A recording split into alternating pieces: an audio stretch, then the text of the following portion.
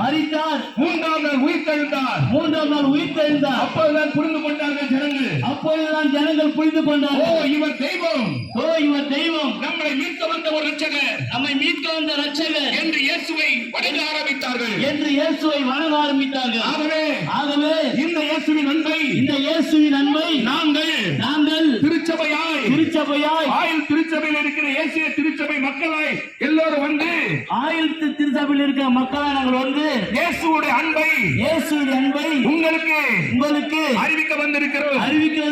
உங்களுக்கு இயேசுவை அறிந்து கொள்ள வேண்டும் விருப்பம் இருந்தால், உங்களுக்கு இயேசுவை அறிந்து கொள்ள விருப்பம் இருந்தால், அருகாமையில் உள்ள அந்த பஸ் டெர்மினஸ் பக்கத்திலே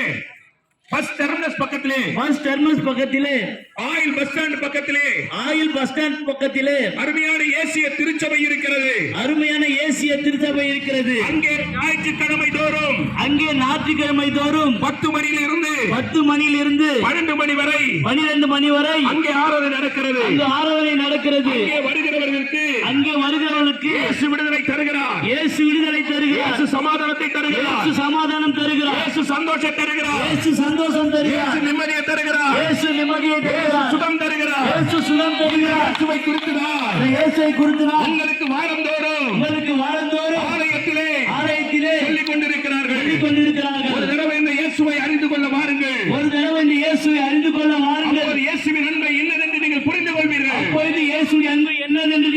கொள்வீர்கள். இயேசு கிறிஸ்து மகாராஜா.